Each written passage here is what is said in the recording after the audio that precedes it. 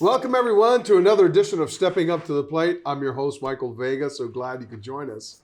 We've got so much to discuss here with the Red Sox in a state of swoon here, recent swoon after their saccharine high 15-game winning streak that had everyone believing that maybe this is a team that can make a deep run. In fact, they made moves to further strengthen the roster, bringing in a three-time All-Star catcher in Adley Rutschman and adding some depth to their pitching, but not a frontline starter, more relief. And, of course, giving up a lot of pitching. And so here we are, the Red Sox in the midst of a 4-game losing streak with Adley Rutschman now in the middle of the lineup, posing a formidable presence that was unmistakable. And I'll ask my main man, Al Prizzuti, who joins us here on the dais. Al, thanks for being here. Al, were you like me when you saw Adley Rutschman come to the plate for the first time? You're sitting there going, yeah, this is a guy that's going to change the dynamic of this roster a little bit. I didn't because you got to see him. I mean, he's not a great hitter. What he is a good catcher. But he's not a great hitter. You know what, though? Baseball, this is baseball. You win 15, then you win 9. Now they've lost 4 in a row again. 2 teams are the worst in baseball. Well, this is true. The Athletics and the Blue Jays right now, both of them were big sellers and whatnot. But, you know, you could have beaten one of the best pitchers. Man. A team that threw a complete game shutout at you the previous meeting. But it doesn't matter with baseball because, I mean, I've seen it my whole life. I mean, and I'm no kid. You're not? I mean, you think it goes here and this is going to be continual. It's not. I mean, it's game. It's sports. It's Correct. Baseball. So, time to hit the panic button? Oh, no. You know what I think is this is more the reality. Nobody wins 15 in a row, loses a game, then wins 9, and nobody does that. That's a rarity. That's why everybody was up here going, wow, this is great. The reality is, now you're if they won 6 in a row instead of 15 and then lost 2 or 3, when it all comes down to it, when you're looking, a team wins 95 games, right? Yeah. They're still going to lose 60-something games. Correct. Yeah. And so it's like batting. I always do, when we see a guy who's a 300 hitter and he's hitting 240 in July, he ends up hitting 300, which means he got hot.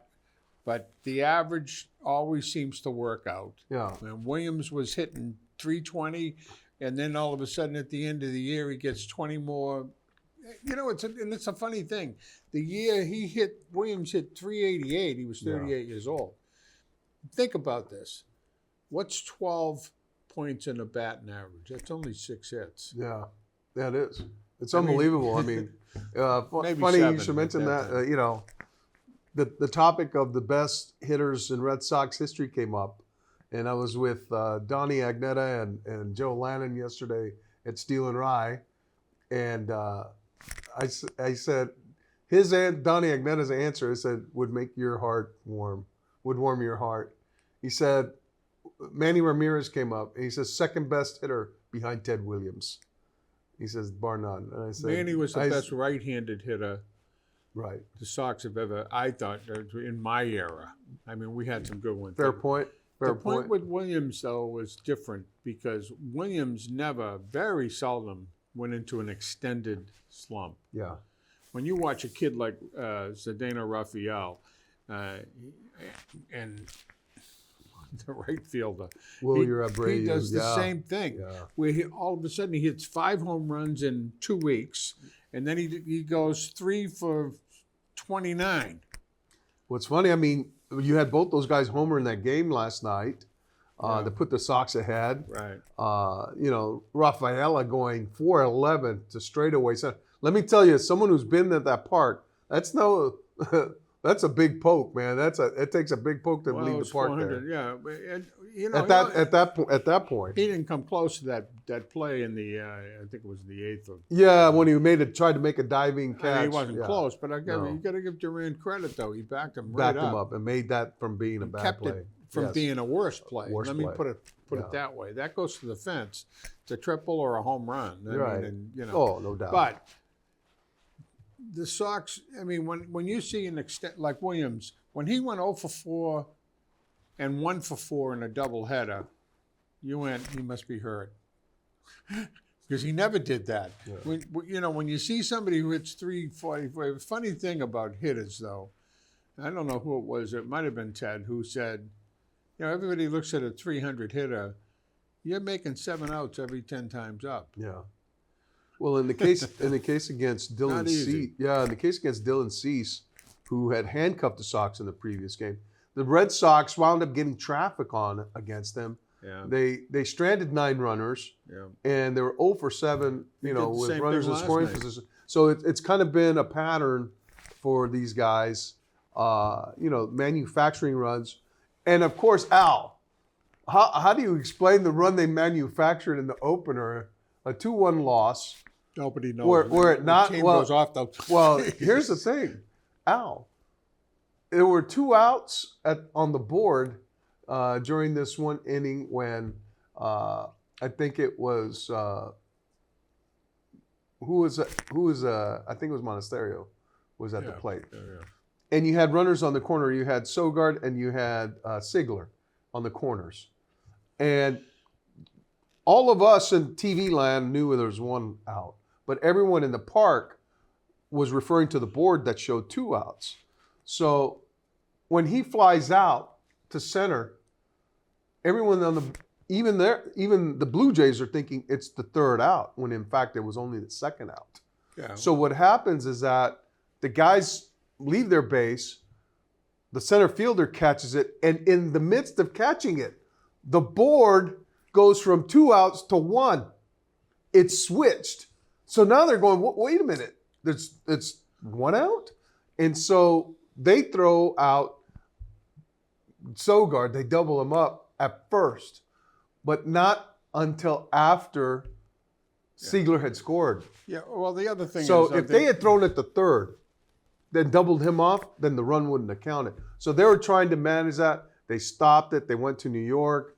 They looked at it. They replayed they left it. the field. And, They left the field was the problem. They left the field, correct. And they had no room to Right, appeal. right. So that meant it went to New York, and New York sorted it out, and they gave the run to the Red Sox. And I'm sitting there going, my God, this is the first run they've manufactured by video review, probably in the history Oh, yeah. of the league. Well, I mean, that's a ever lot of happened. people never heard of the rule. I never knew the rule if they walk up the field. And it was a timing rule, Yeah. basically. And had the thrown gone to 3rd, they would have doubled off Sigler at 3rd. The run wouldn't have scored. But they threw it to 1st and doubled off Sogard there after Sigler had scored, so the run counts. And I figured that out and before it came back. And when they went to go talk to Schneider, the manager for the Blue Jays, I said, they're telling him something that he's not liking right now. Yeah. And I said, that bodes well for the Red Sox. If they had the conversation with Tracy, then it would have been a different story. But craziness abounds still in this year of crazy with the Red Sox. And You know what, though? Watching baseball, and most of the people around here have been baseball fans because it's a big baseball town, always was. yeah, I think the 2 rules, I get caught up in this stuff. I do it with hockey when they shoot the puck out of the for delay a stadium game. and delay a game. You get 2 minutes. yeah. If I slash you with the stick and almost Break your wrist. break your wrist, I It's get 2 2 minutes. minutes, That yeah. doesn't make sense to me. Yeah. Delay a game, you want to make it a minute or whatever, that's another thing. But baseball, the ghost runner is stupid. I don't care what anybody says. Look, if you don't want to stay and watch a ball game, move to California. Because that's why they did it. Those people leave in the 7th inning with the score 1-1. Yeah.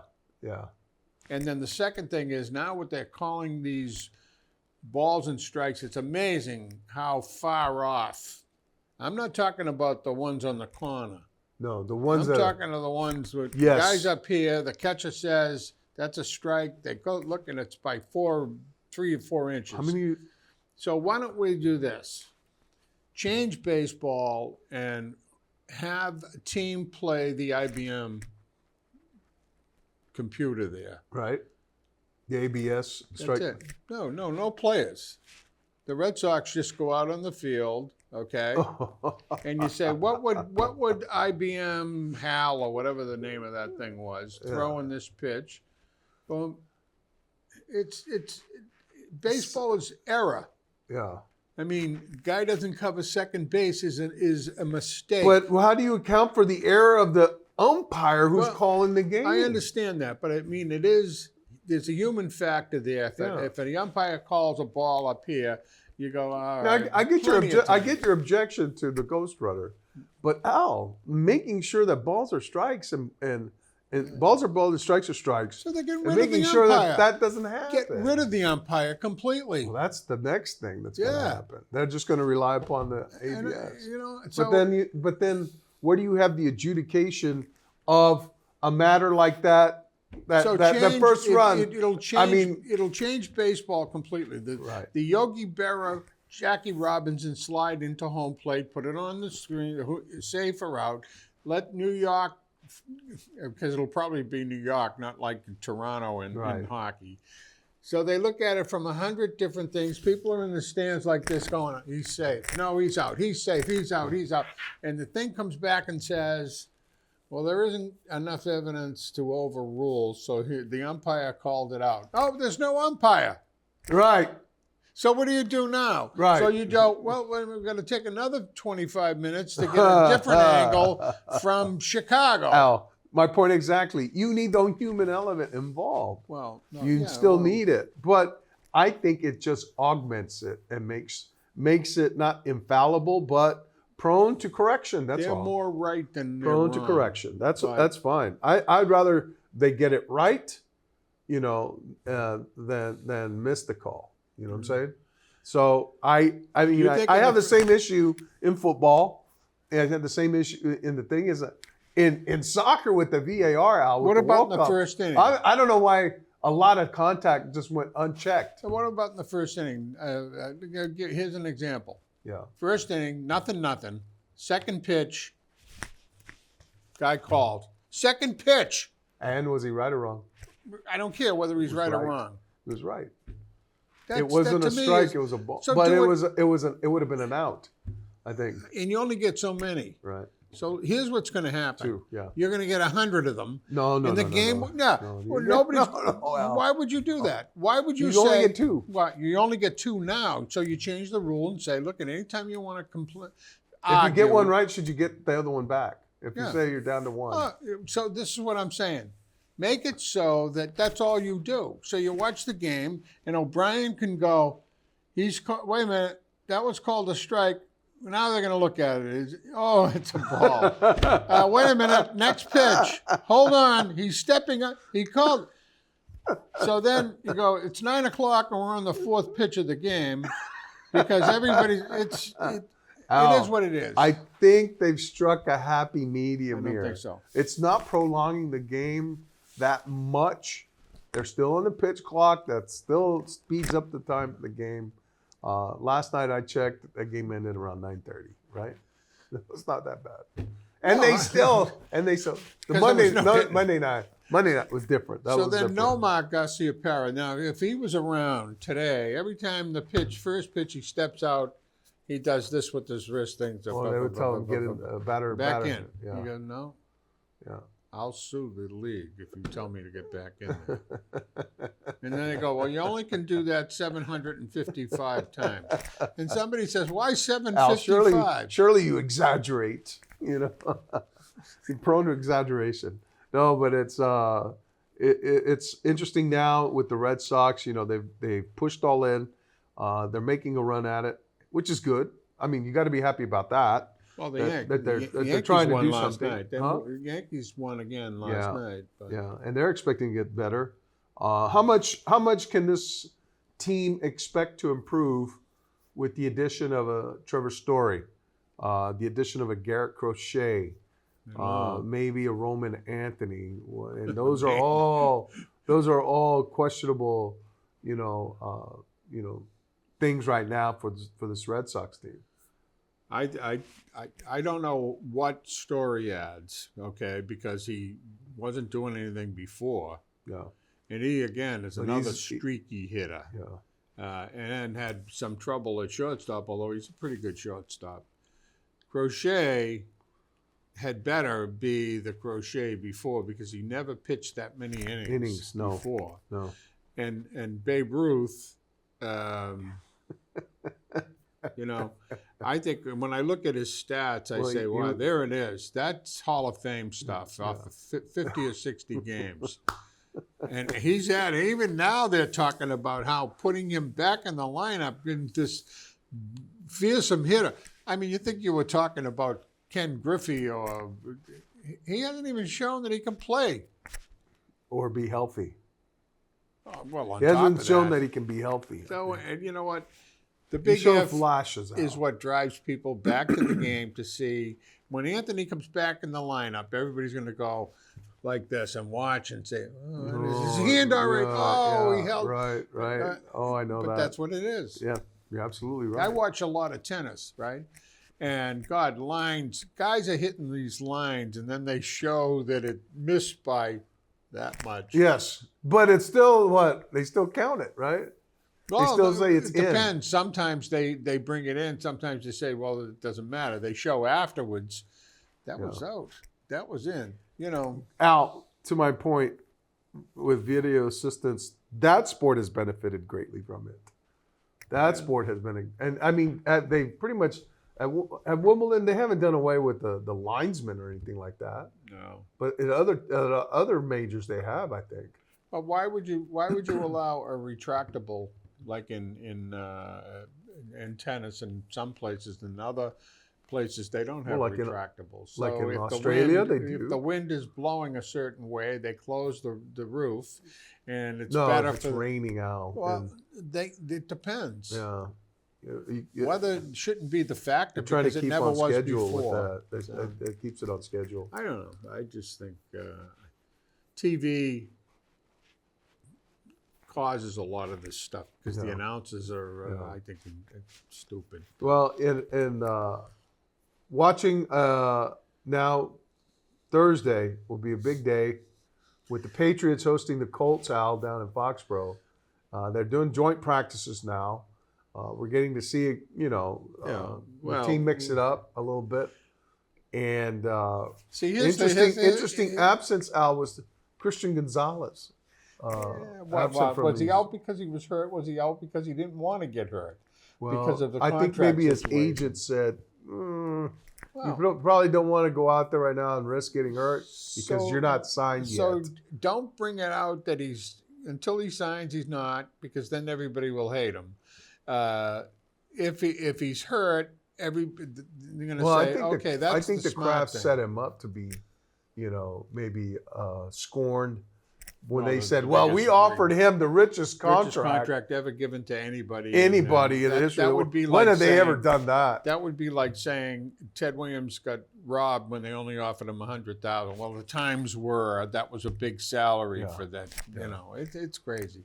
Yeah. But it's funny. See, this is where I have a problem with announcing or journalists, if you want to call it that. The newspapers and the internet came out and said yesterday's game, the receivers did very well. Drake May did well, and then at the end he threw a pass that was intercepted. Yeah, oh my God! It's a preseason game against the team for the first time. It's not even a game. God forbid he threw it. And here's the thing: he's not even going to play in the game.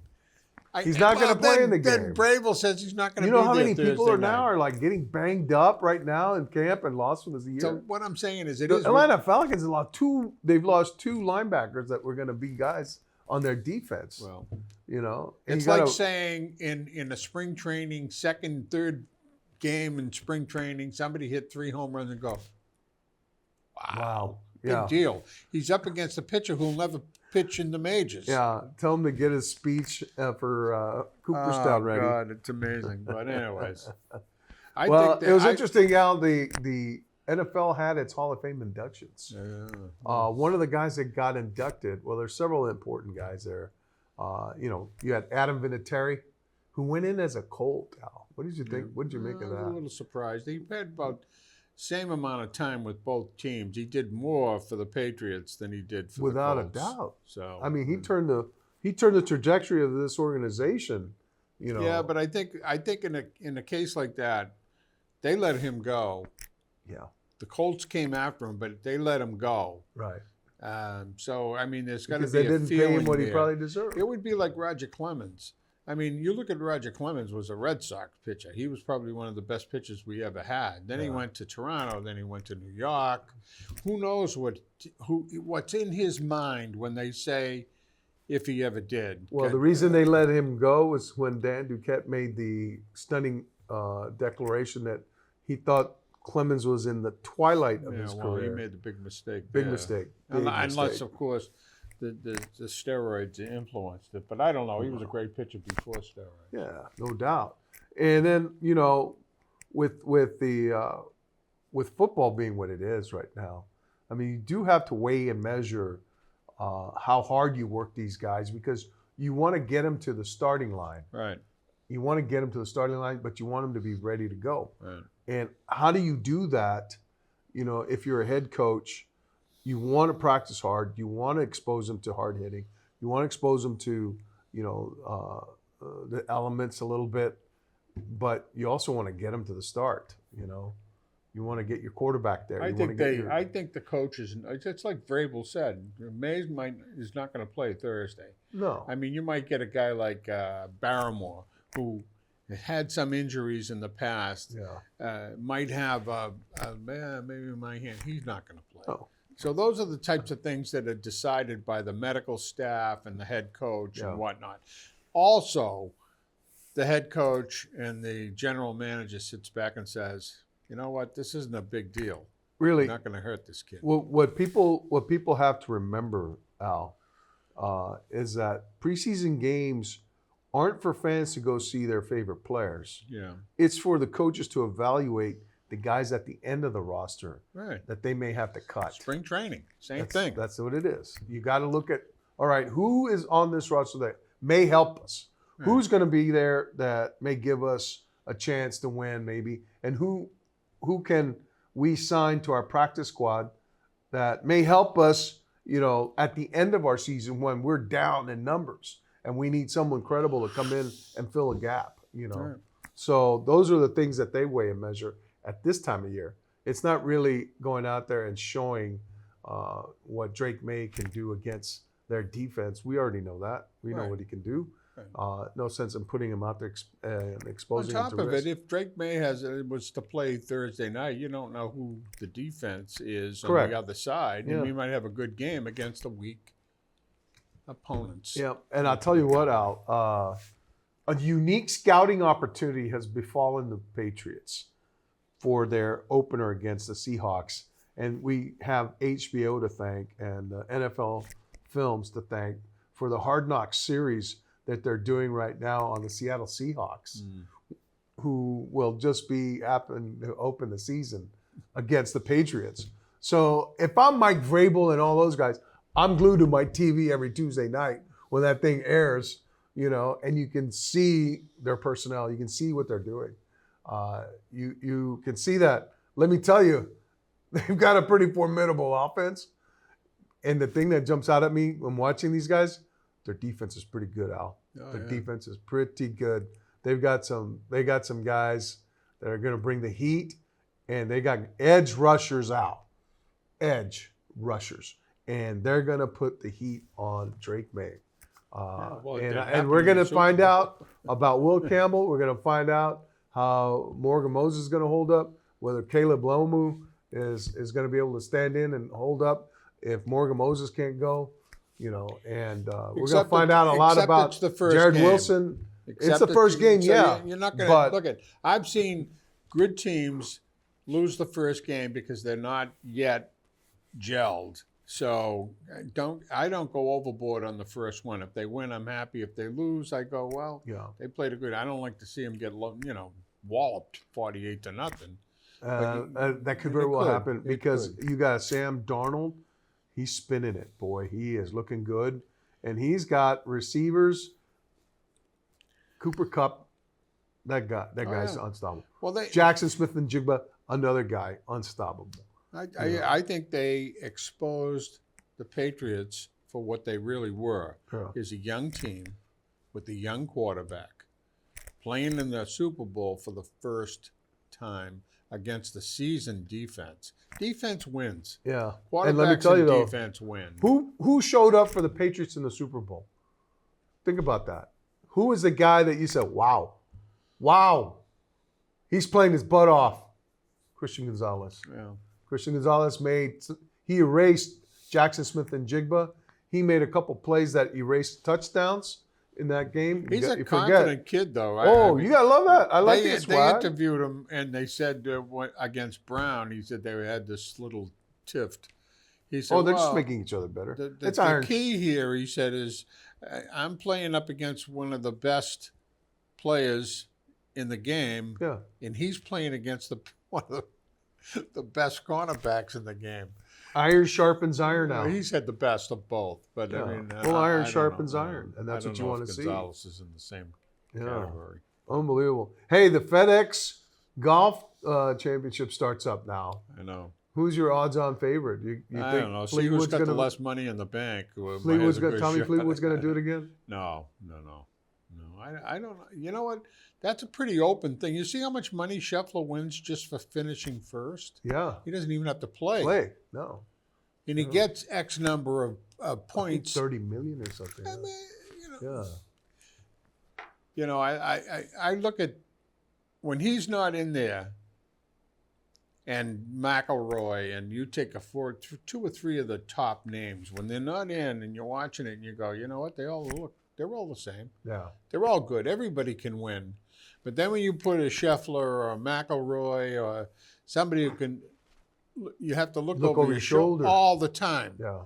You know, Friday and Saturday, you see Scheffler like here, and then all of a sudden the end of, and then comes into Saturday, he shoots a 64. And everybody goes, oh my God, he's only 3 strokes behind. And when I tee up on Sunday, and he's... But you got a lot of young guys coming up the mix, you know. Michael Thorne, Bjornsson from Wellesley. He won in Detroit. Yeah.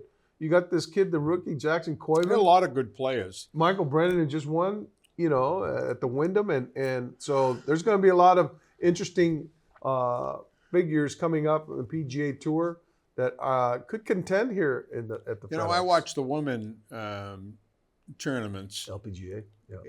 What's fascinating to me is that it goes to show you one thing. Golf is the antithesis of most sports. Yeah. The